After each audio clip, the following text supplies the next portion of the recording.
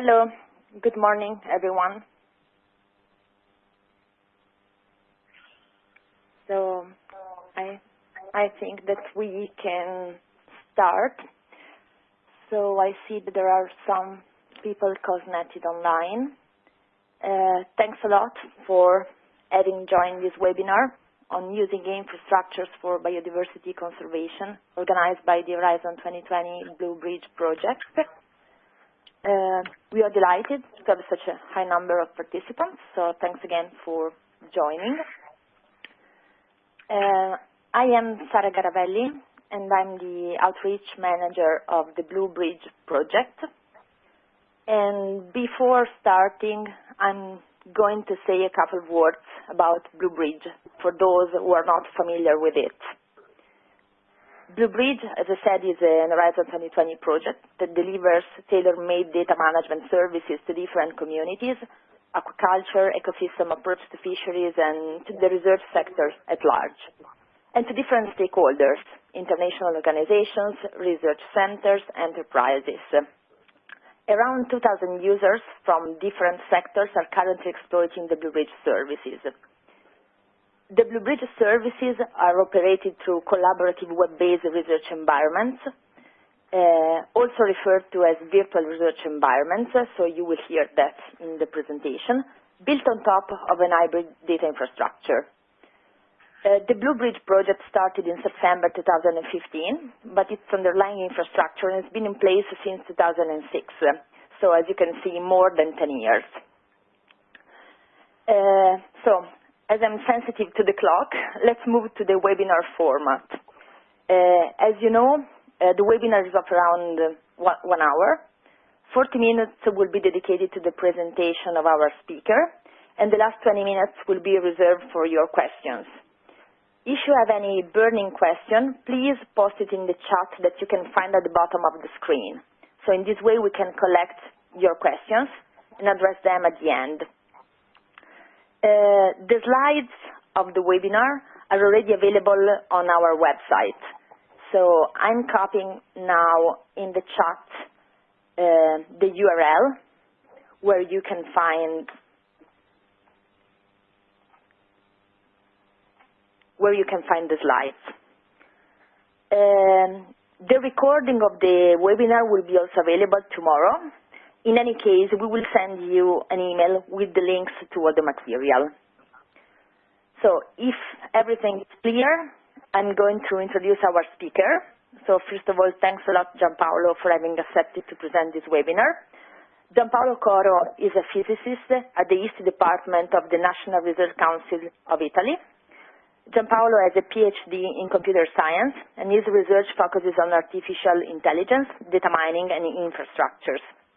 He has been working for more than 15 years on machine learning and signal processing with application to computational biology, brain-computer interfaces, language technologies, and cognitive sciences.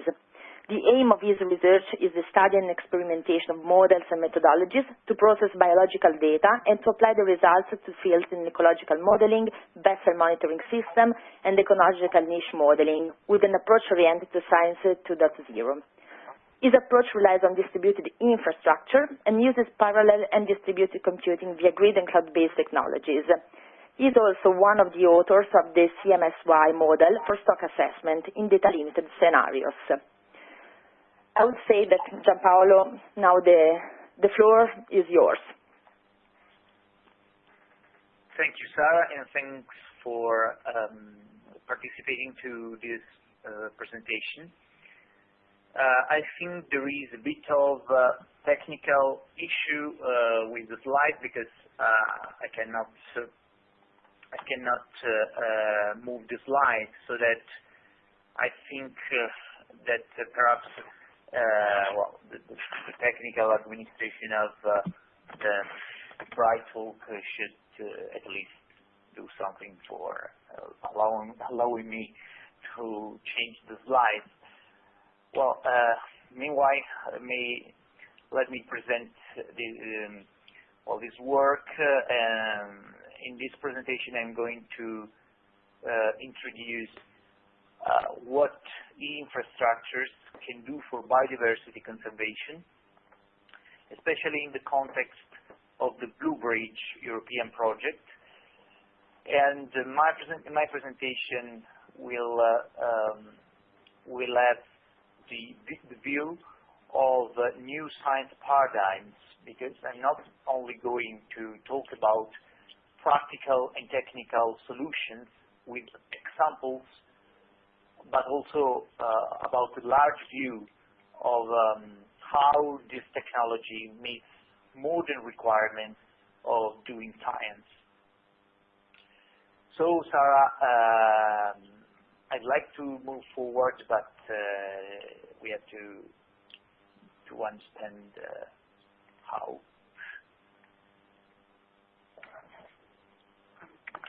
Yeah, I'm checking with the technicians what we can do. They're trying to solve the issue. And in the meantime, I've seen that there is a question about sending the slides by email. Sure, we can do that. So we will do it now.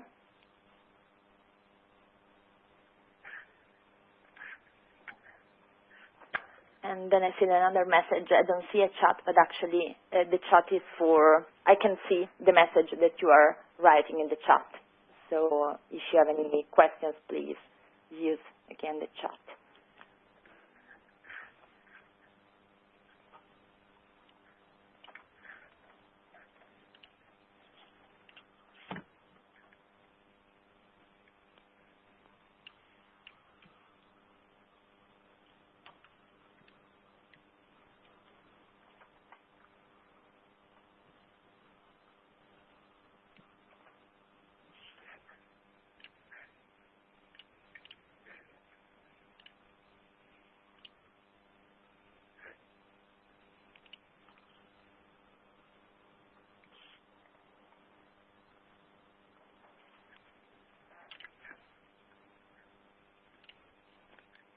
So the Bright Talk team is trying to upload the slides again.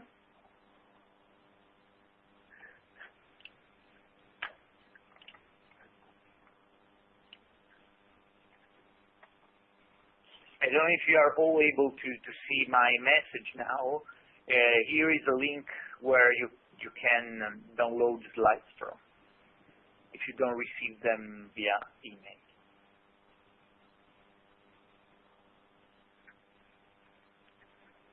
There's a message to all the audience.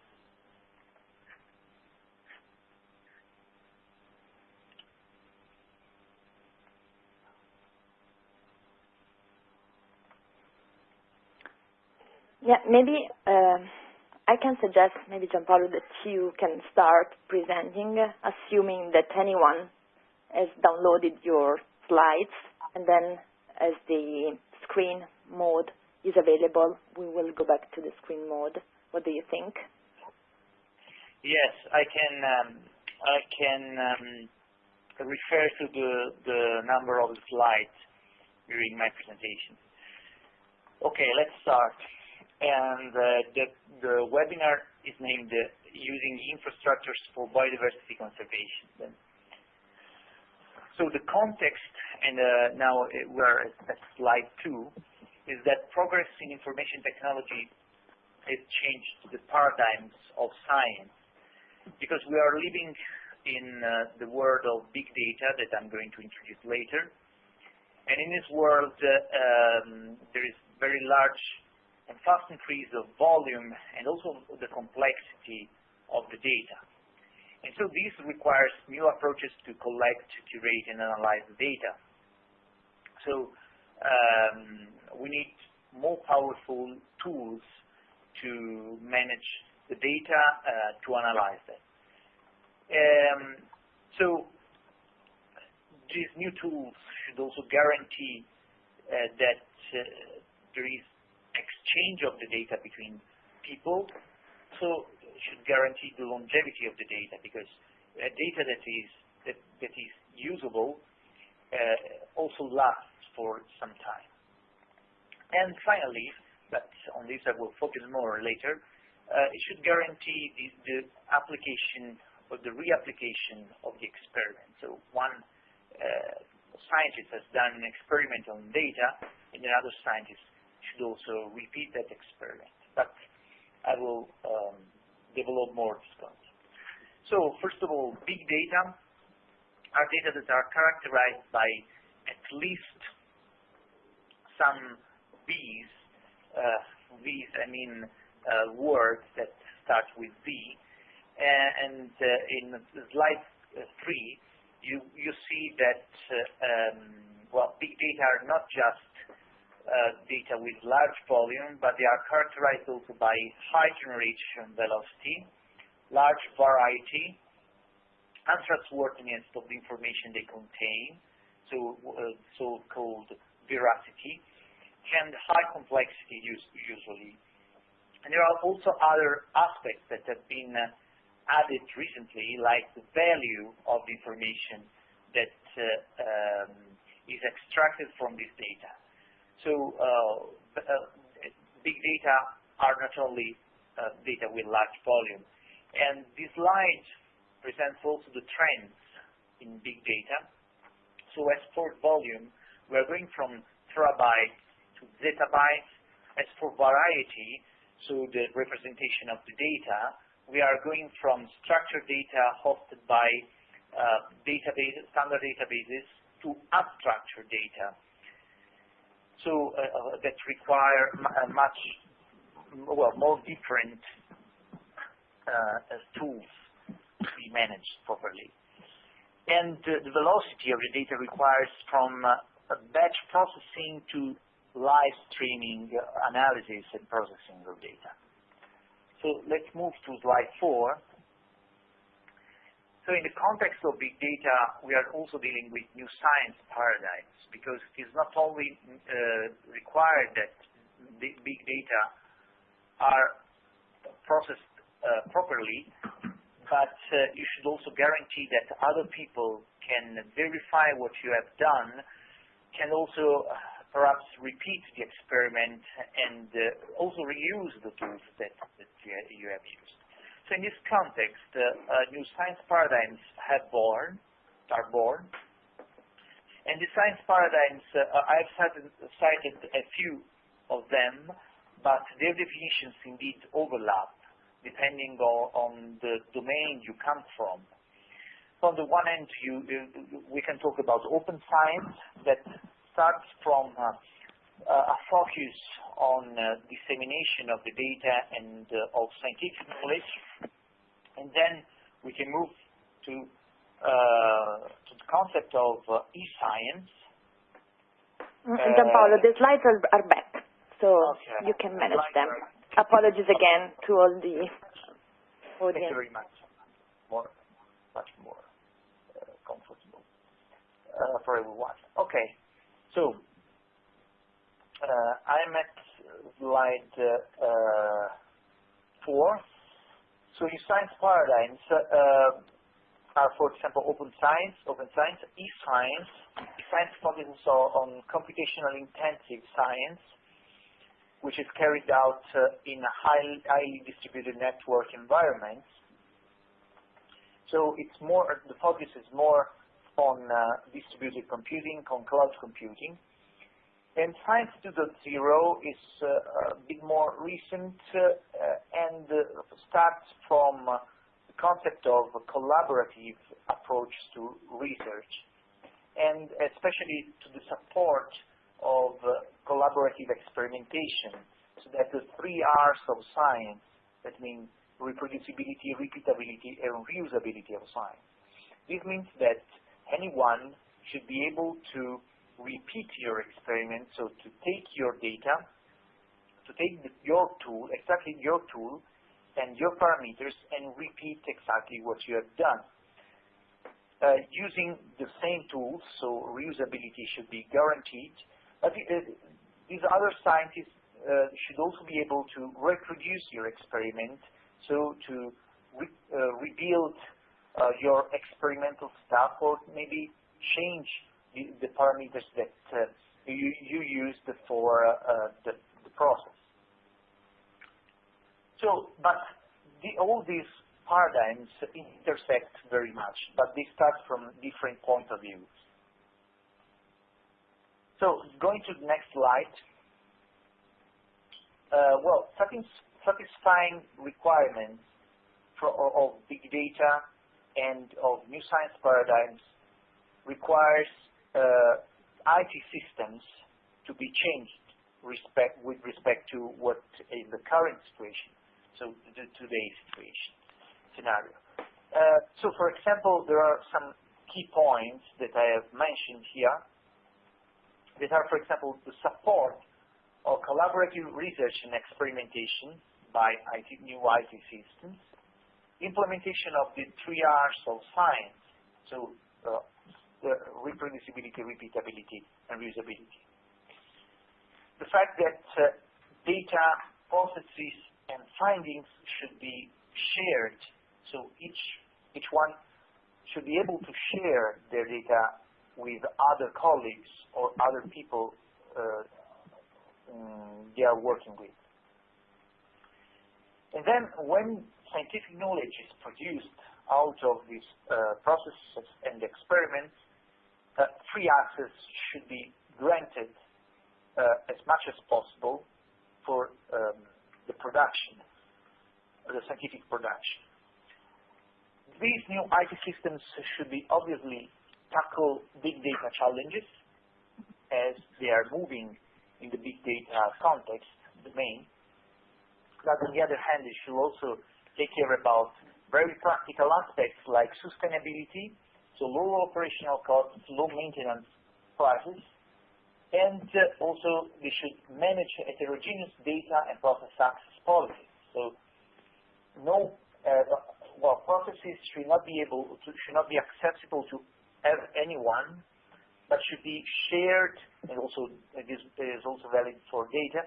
It should be also only shared with selected people, selected groups.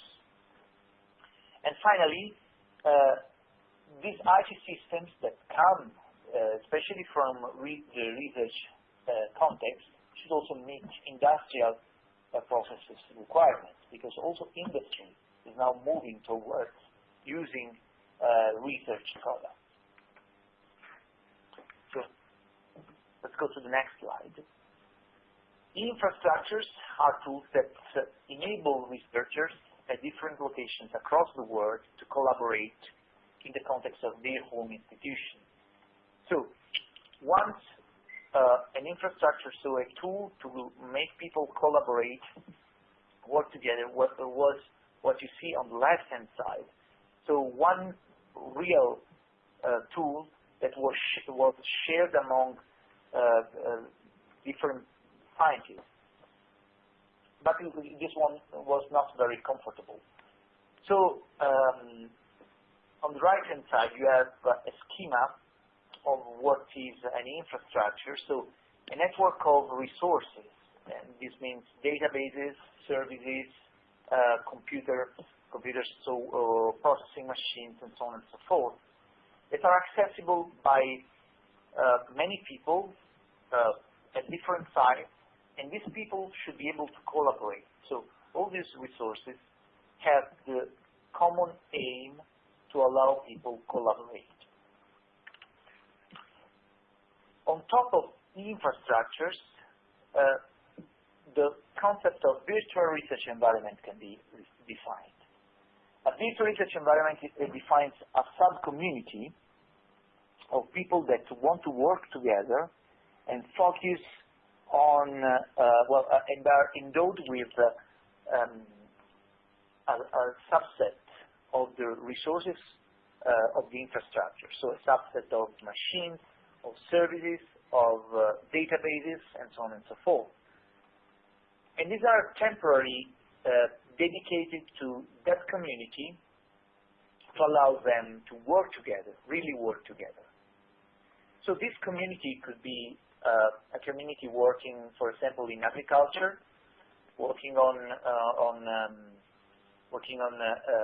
marine environments or marine science generally, or they could also be machines.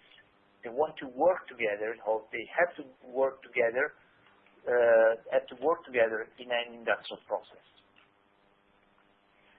So behind the scenes, you see that the resources are guaranteed by the infrastructure, but these resources could come also from other infrastructures that are connected to one main infrastructure.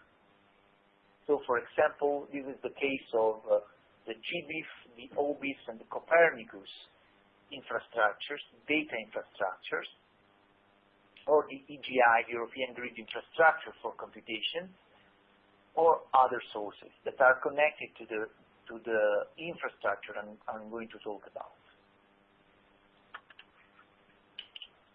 So, in summary, these research environments are endowed with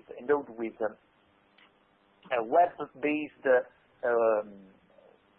web interfaces that allow people to access to data, or to access to services, to process, or to social networking facilities, or sharing facilities that allow people to work together. And there is also, obviously, there are also APIs or interfaces for services or machines.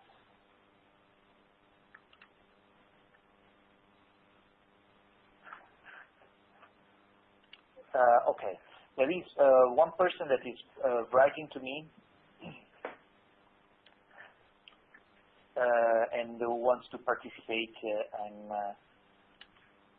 I'm sending you, Sarah, yeah, sure.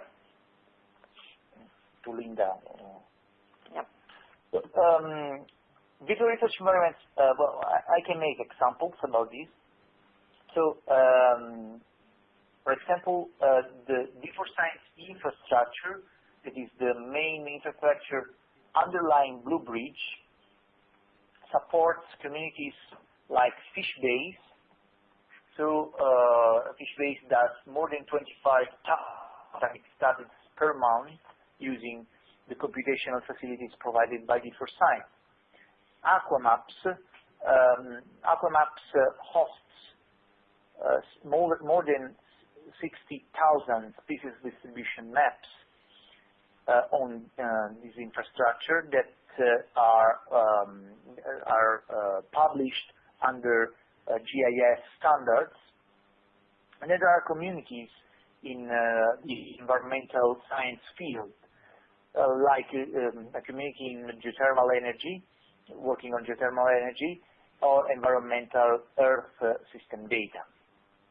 And there is also another community in working on cultural heritage. So one infrastructure can support several VREs, and each VRE it corresponds more or less to a community working on a specific topic.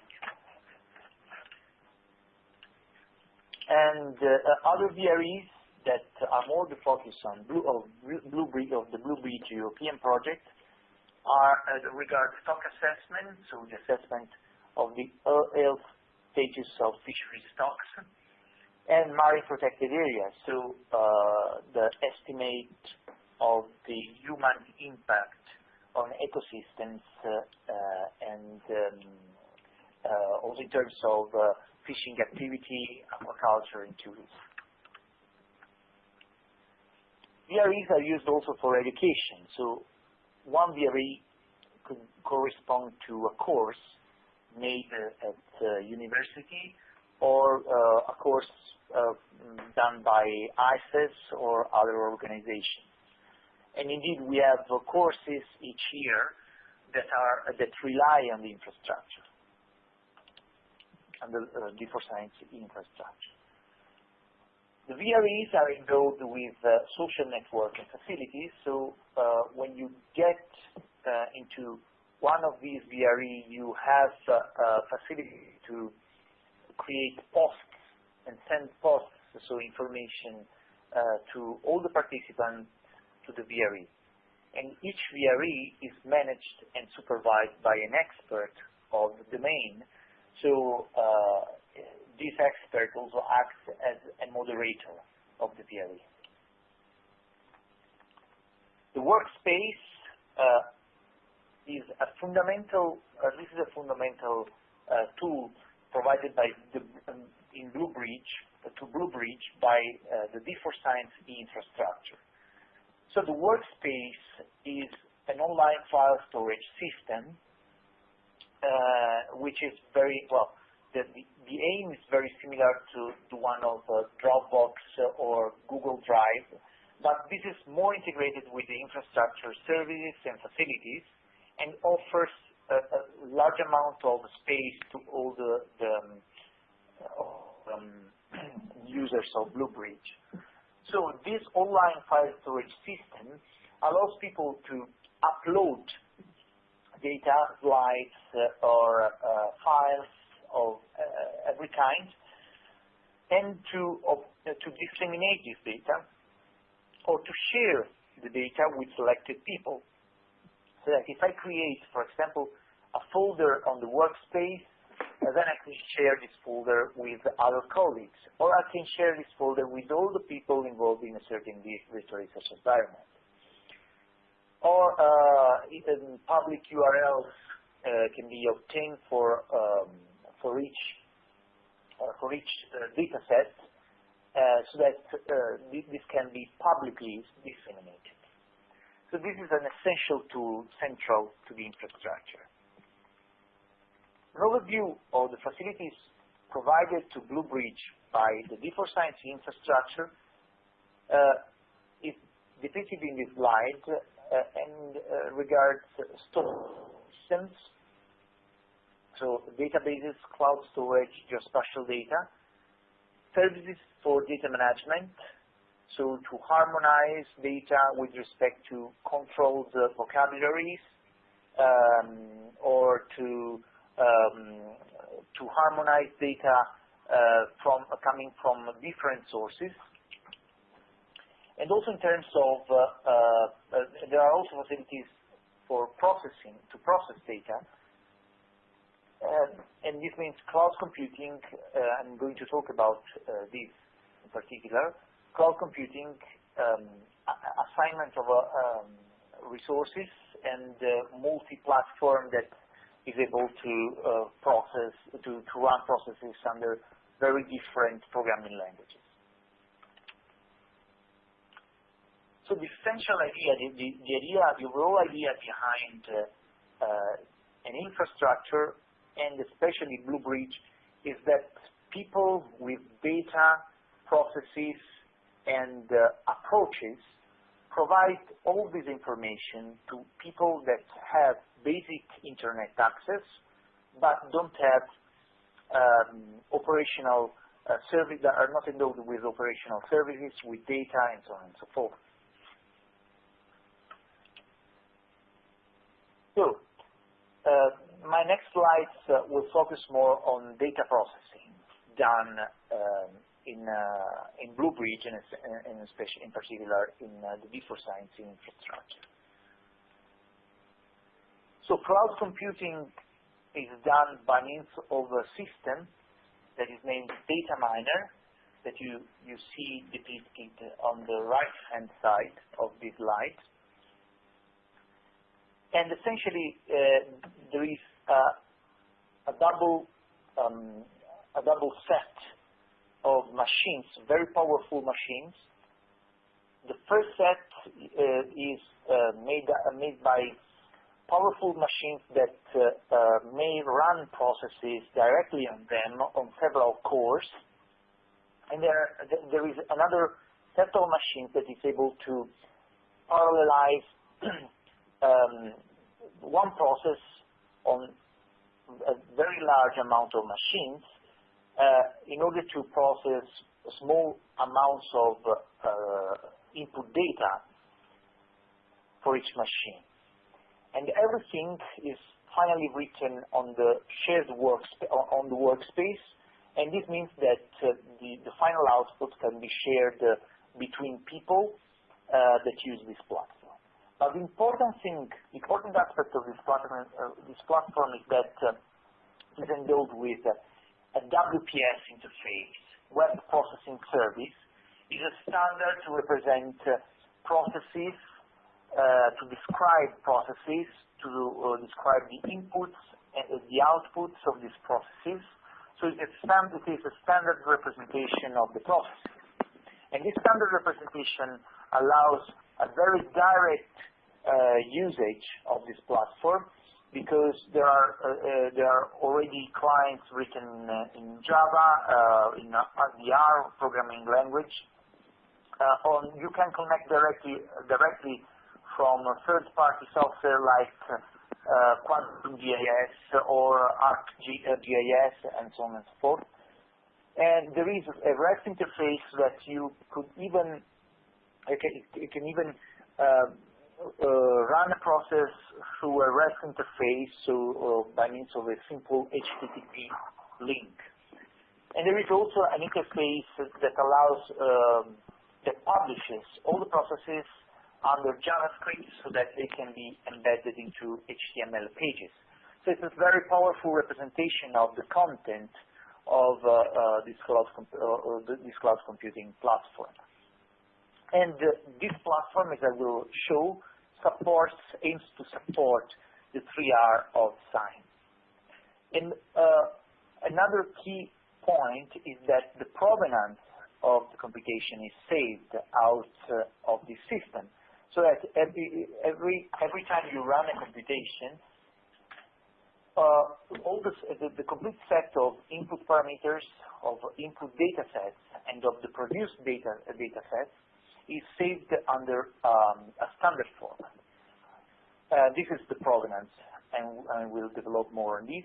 But the last point I wanted to talk about is that this interface, this system is endowed automatically with a graphical user interface that is automatically built based on the WPS representation. So once a process is put on this computational platform, it receives automatically a web interface. So as for the provenance, everything happens during the computation is reported in a standard represented document in this format that is named PROV-O, based on the PROV ontology for provenance. In provenance, I remind you that is the information about the entities, the activities, and people involved in producing a piece of data or thing, and which can be used to form assessments about the quality of this information, and also its reliability and trustworthiness.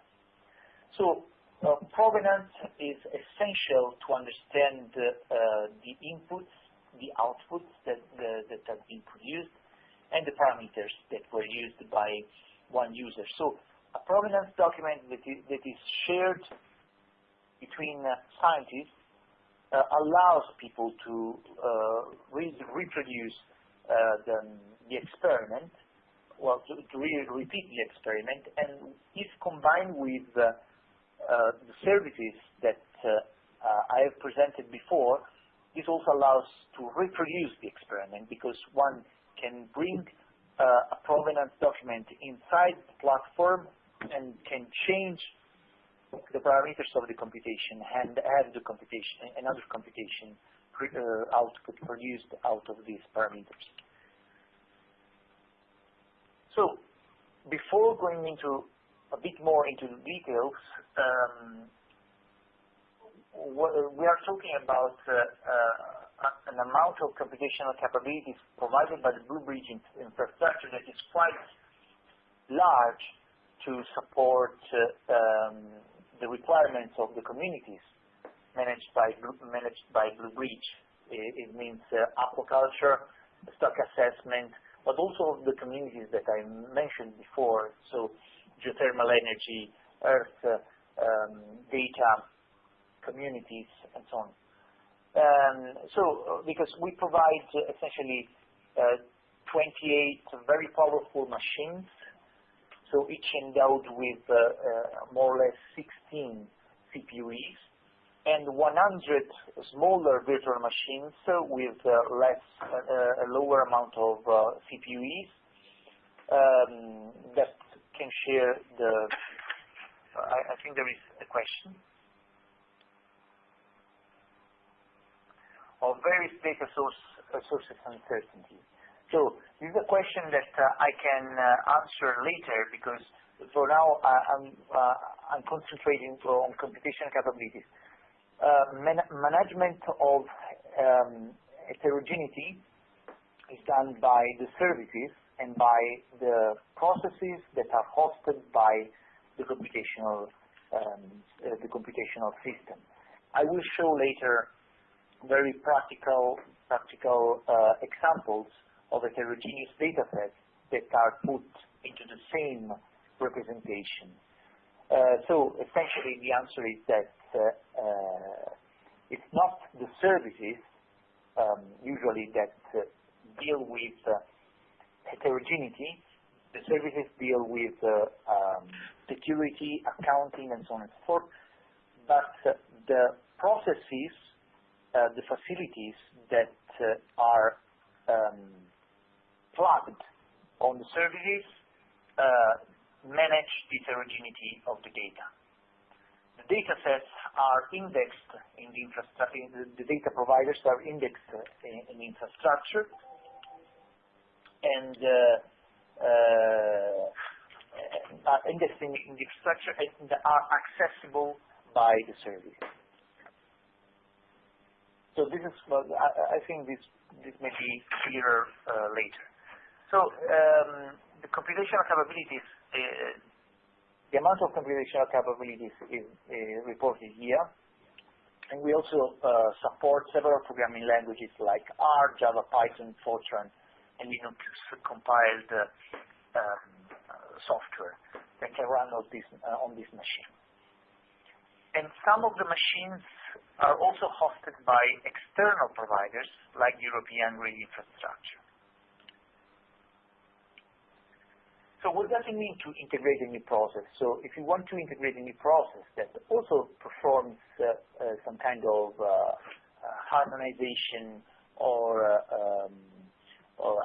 assessment of the data, or is specific of a certain domain, how does it mean to integrate a new process?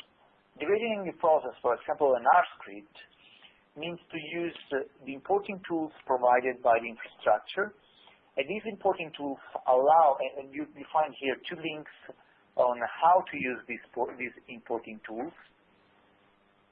And these importing tools allow to put, for example, this script on the computational platform. And once the script is on the computational platform, is used by the computational platform, it is automatically endowed with a web interface, and it is available as a web service. So, much more into the detail. So this algorithm importer named SAE, is as some sort of, in the case of R scripts, it has some sort of RStudio-like interface where you essentially highlight some lines in the code, and by pressing the input on or output, plus input or plus output button, you state that line refers to an input or an output of the script. And more or less that's all, because after you have indicated the lines that refer to inputs and outputs, the system automatically guesses which is the default value, which is the name of the variable, and the type of the variable, but you can change also manually these values. And then thereafter, you can produce a web service version of the script. And producing a web service version of the script means that this workflow is implemented. So the script is saved on the private workspace of the scientist. So the script is will not be hosted by the machines, but only by the scientist, because it will be private to the scientist. But Java code will be produced behind the scene because all the platform is based on Java. And this Java code has, inside the code, has a link to the script on the workspace, but this link is hidden in the code because this code is...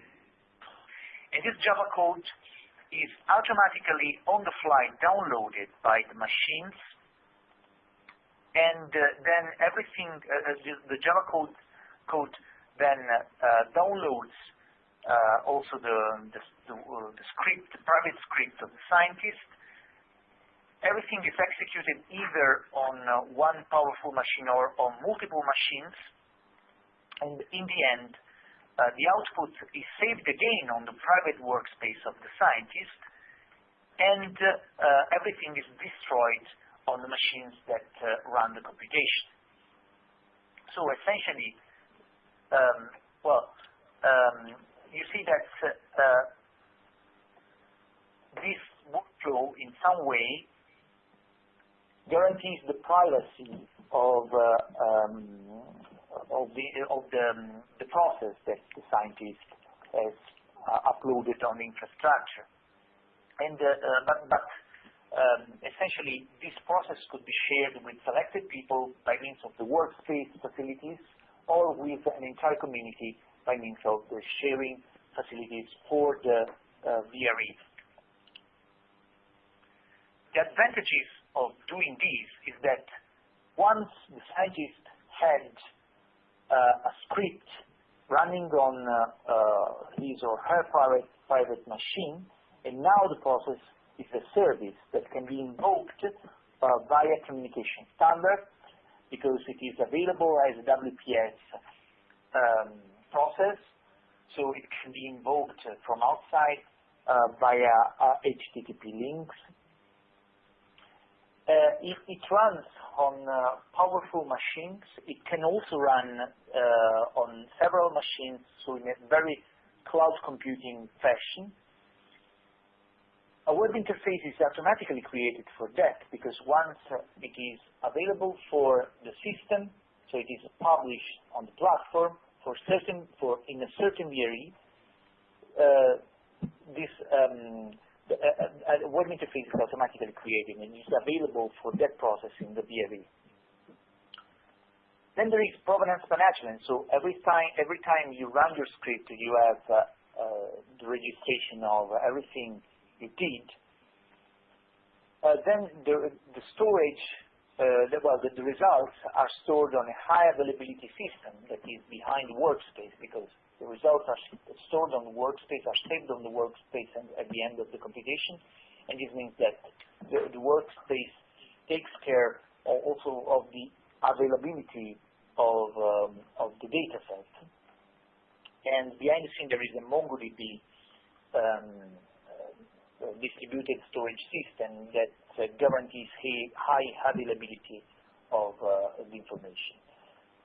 The workspace also guarantees collaboration and sharing, because I can share a complete side project with another person, and we can work together also in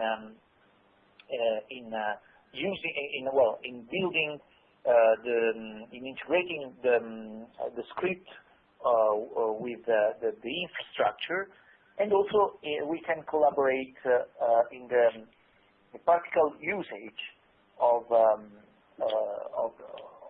the process. So I can generate results that can be used by my colleague, who can also use the process again to produce other results out of my results. So this fosters the 3 R's of science.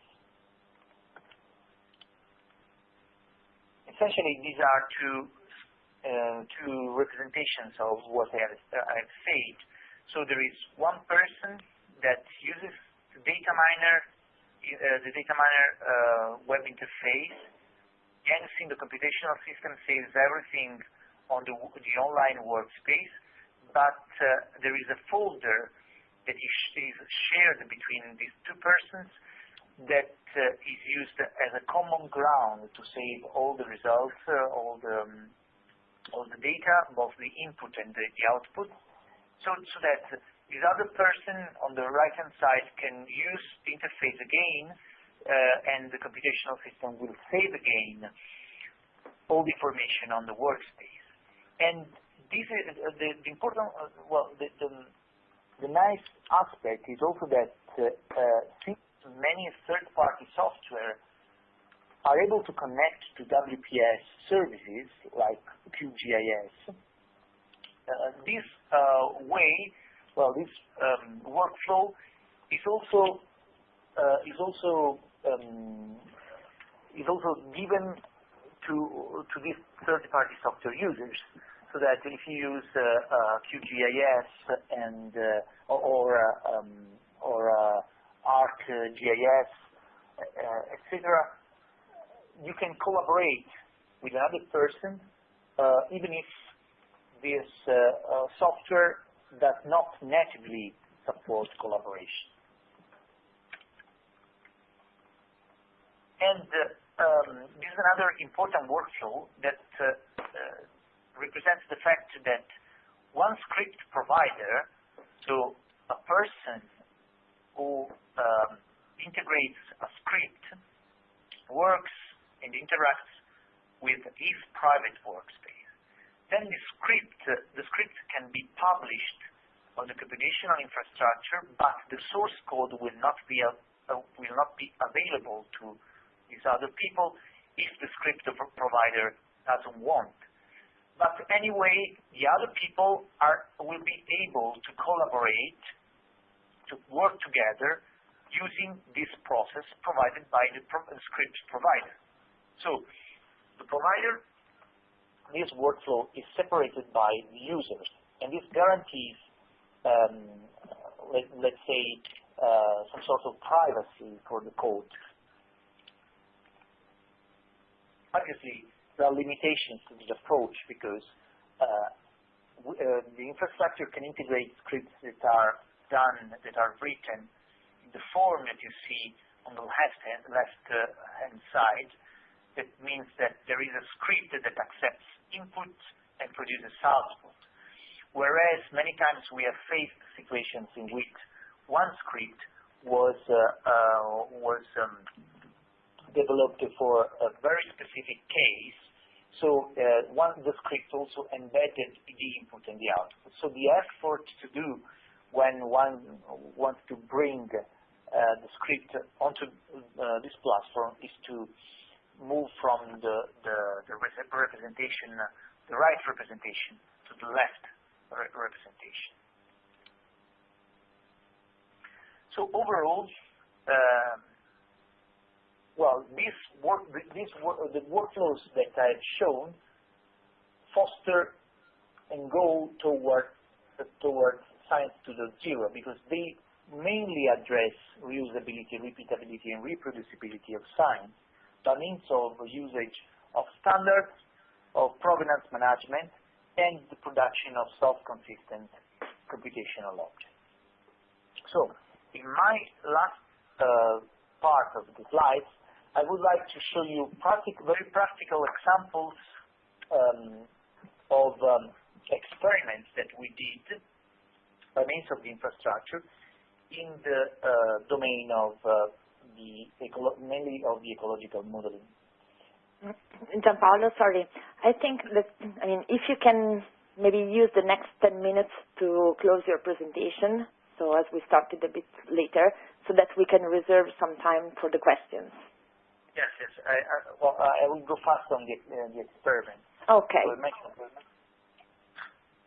So, as for geospatial data processing, we have several facilities to compare maps, to extract, to analyze signals in geospatial data and extract automatically periodicities, and to generate maps, obviously.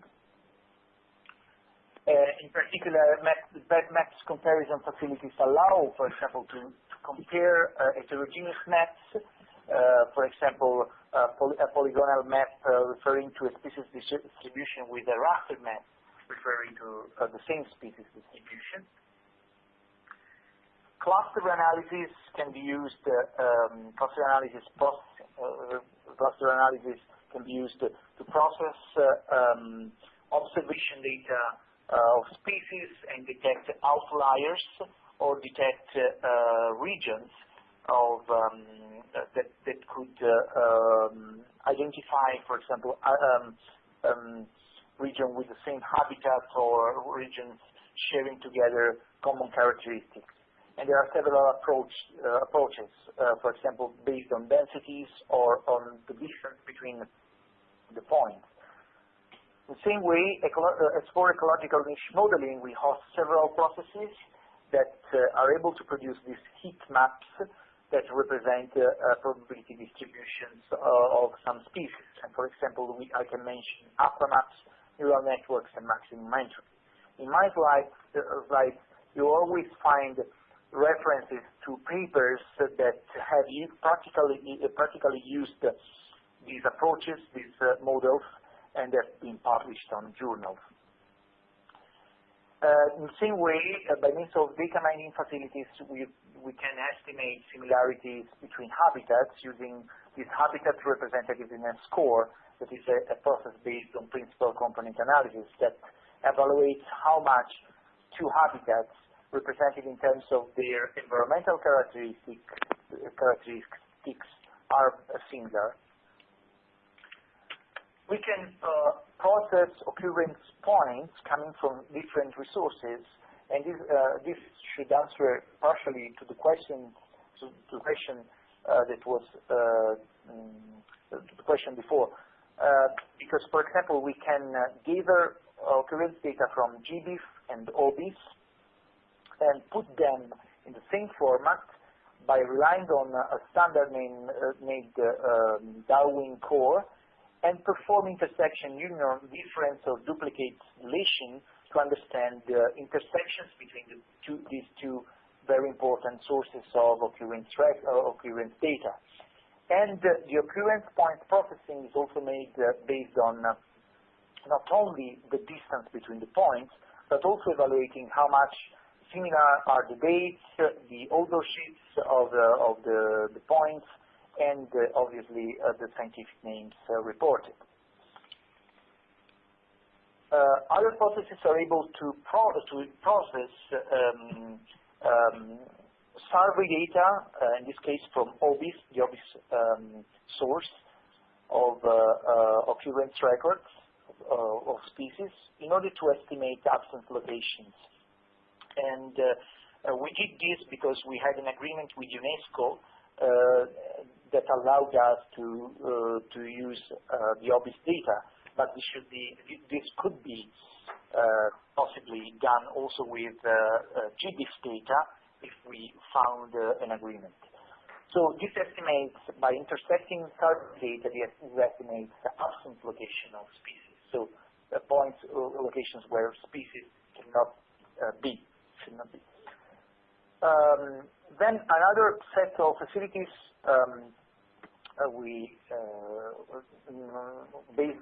still based on the OBIS dataset, allow to produce a time series or representation of the data in order to detect trends in species abundance. And by means of cloud computing and comparing a very large amount of maps for species distribution maps for today and for 2050, we were able to estimate, for example, the classes of changes in species distribution due to climate change, environmental change. In the same way, cluster analysis was used on observation records and still on the OBIS data in order to understand and detect clusters or so categories that were related to species commonness, so that could be interpreted as species commonness. So this was made by analyzing several characteristics in the OBIS data that could be possibly associated to species commonness. In another case, we were able to estimate the impact of invasive species. We built up a very general approach to estimate the impact of invasive species on some subdivisions, in this case in the Mediterranean Sea, for the pufferfish Lagocephalus scelleratus. It is also possible to search in large taxonomic names repositories. So if you have a reference source connected to the infrastructure, like OBIS fish-based assays and worms, we can apply a chain of taxonomic names matchers, as we call them, that allow people to detect the best transcription for an input transcription, an input species scientific name. So, for example, this wrongly misspelled version of the Gadus morua species name, and in the end, the correct transcription Gadus morua with the correct also indication of the authorship, with the parentheses and all the correctly formatted version of the species name is produced. In the same way, we can analyze vessel data in order to reconstruct routes, to estimate fishing activity, and to also estimate the species that were possibly involved in the most exploited locations. And obviously, signal processing techniques were applied and are able to estimate in the future, to forecast the locations and also the effort in the most exploited areas of a certain fishery. This is an example on the Indian Ocean to detect the most impacted location by the poor sign fishing activity in the future. Finally, we have plenty of stock assessment tools, methods that estimate, obviously, the MSY, so the maximum statistical yield, given catch statistics. So we range from the technique named CMSY to other techniques involved in the DLM tool of NOAA and or other tools provided by ICES and etc. So I don't have time to get into the details of these. But the added value of BlueBRIDGE is also to really strongly reduce the time of these processes, because the average computational time reduction is 95%. And in my last slide, I reported links to the portals and to the site to learn more about what I have said. But you find references to the papers in my slides so that you can explore more on what I have presented. Thank you very much, Gianpaolo, for your very clear presentation and very interesting. So now I invite all the participants to post their questions via the questions button in the system. And maybe in the meantime, I don't know if Gianpaolo wants to add any detail related to the question received before, related to how the D4Science infrastructure can deal with the integration of various data sources and uncertainty. Gianpaolo, do you want to add any details?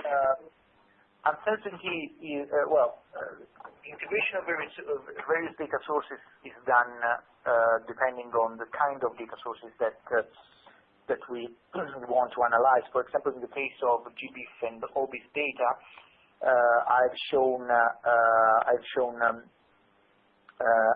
service that is able to put the data sets into the same format. So heterogeneity of the data is performed by specific processes running on the service. Whereas uncertainty Well, that depends on the data mining process that you choose. So essentially, we publish both very general purpose data mining processes on our platform. If you follow the links, you will find many of them that are publicly, for example, neural networks, very general cluster analysis, and etc.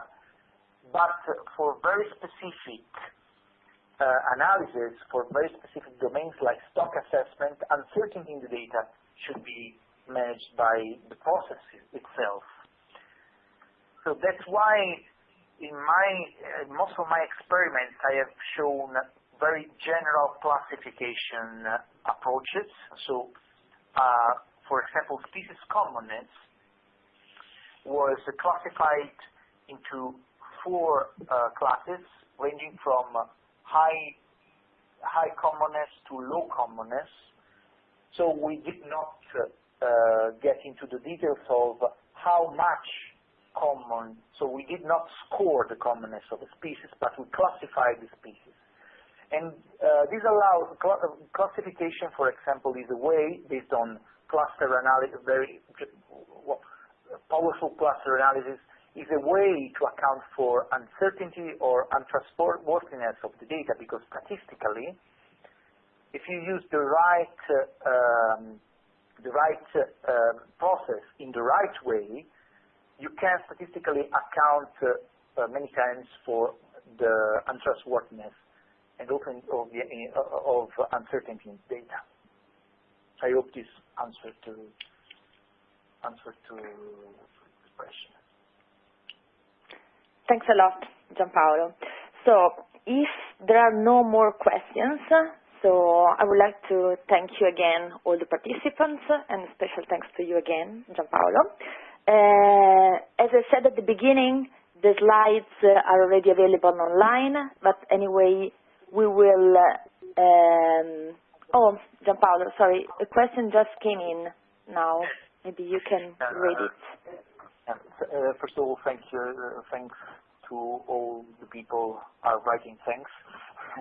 And okay, first question: in traditional various data sources will deal with harmonization.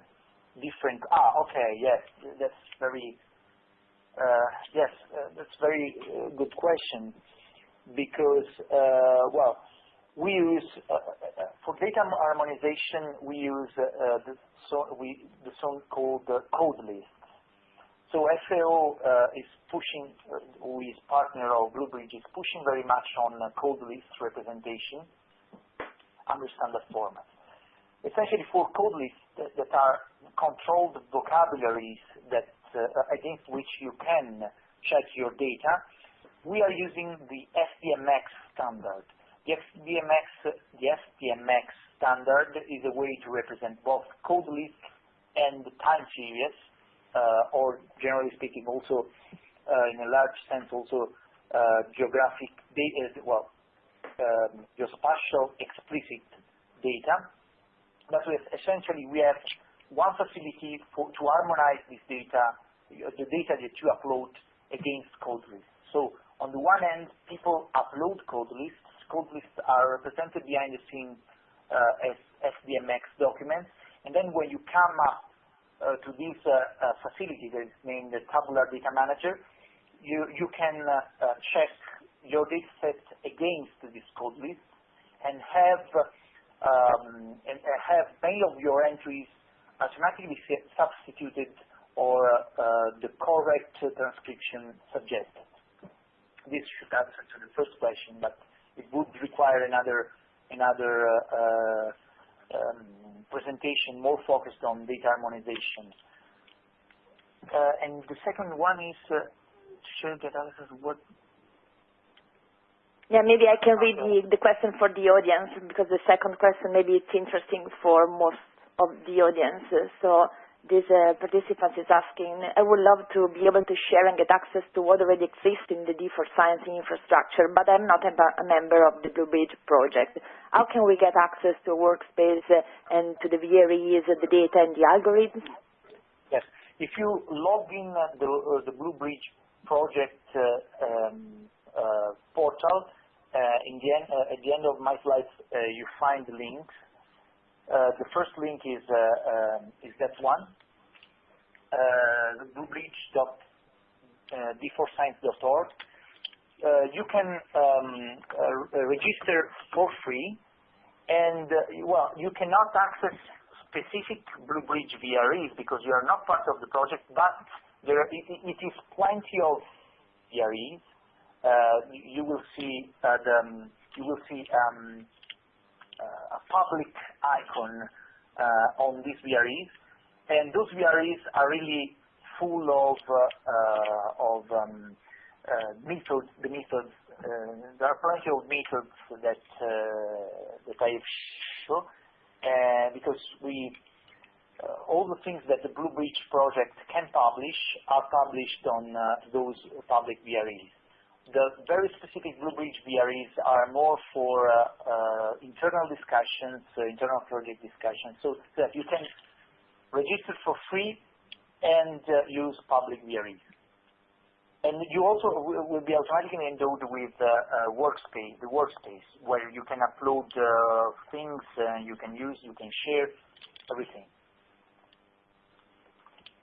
Yeah, and I think that, as I said at the beginning, so we have published the slides on the public BlueBRIDGE website, but we are going to email you all with the slides, and maybe in the email we will also write down the procedure to access the BlueBRIDGE VREs and gateway, so that you all can try to access them. Okay, so I don't think that we have more questions left. So I remind you that a recording of this webinar will be also available. It will be available tomorrow, so you will also receive the recording of Gianpaolo's presentation. And this is just the first of a series of webinars that we are organizing. So I invite you to consult our website, because there will be more specific webinar in the upcoming months. I thank again Gianpaolo and you all. Thanks a lot for your time, and I hope to see you in the upcoming BlueBRIDGE webinar. Bye-bye. Bye-bye. Thank you.